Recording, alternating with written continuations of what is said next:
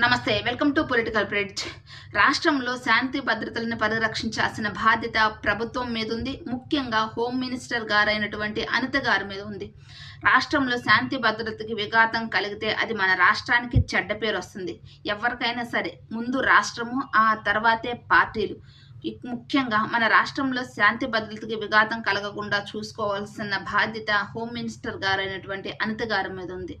మొన్న ఈ మధ్య అనిత గారు ఎవరో ఒక ఆవిడ చంటిబిడ్డను ఎత్తుకొని ట్రాఫిక్ని కంట్రోల్ చేశారని చెప్పేసి ఆవిడకు ఫోన్ చేసి అభినందనలు తెలిపి ఇంటికి పిలిచి సన్మాన సత్కారాలు చేశారు. ఆవిడ విషయంలో అంత త్వరగా రియాక్ట్ అయిన అనిత గారు మరి రాత్రి విజయవాడలో జరిగిన సంఘటన మీద ఎందుకు అంత త్వరగా రియాక్ట్ అవ్వలేకపోతున్నారు? మొన్న జగన్మోహన్ రెడ్డి గారి పుట్టినరోజు సందర్భంగా కొంతమంది వాళ్ళ కార్యకర్తలు జంతు బలులు చేశారని చెప్పేసి వాళ్ళ మీద కఠినంగా యాక్షన్ తీసుకున్నారు కదా. నడి రోడ్డు మీద నడిపించుకుంటూ పోలీసులు పోలీస్ స్టేషన్కి తీసుకెళ్లారు. మరి అంతే త్వరగా రియాక్ట్ అయిన ప్రభుత్వము మరి రాత్రి విజయవాడలో జరిగిన సంఘటన మీద ఎందుకు అంత త్వరగా రియాక్ట్ అవ్వలేదు? రాత్రి విజయవాడలో ఒక రౌడీ షీటర్ చనిపోతే ఆయన అంతిమ యాత్రలో దాదాపుగా 100 మంది వరకు గంజాయి సేవించి బ్లేడ్ బ్యాచి గంజాయి బ్యాచి రోడ్ల మీదకి వచ్చి డీజే సాంగ్స్ పెట్టుకుని వీరంగాన్ని సృష్టించారు. ప్రజల్ని భయభ్రాంతులకు గురి చేశారు. పోలీసులు హెచ్చరిస్తున్నా కానీ లెక్క చేయకుండా ప్రవర్తించారు.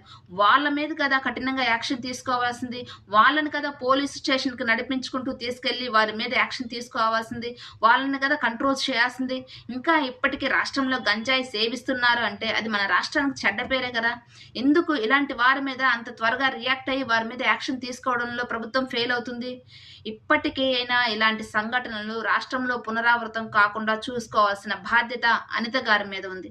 రాష్ట్రంలో శాంతి భద్రతకి విఘాతం కలిగితే అది మన రాష్ట్రానికి చెడ్డ పేరే కాకుండా కూటమి ప్రభుత్వానికి కూడా చెడ్డ పేరు వస్తుంది.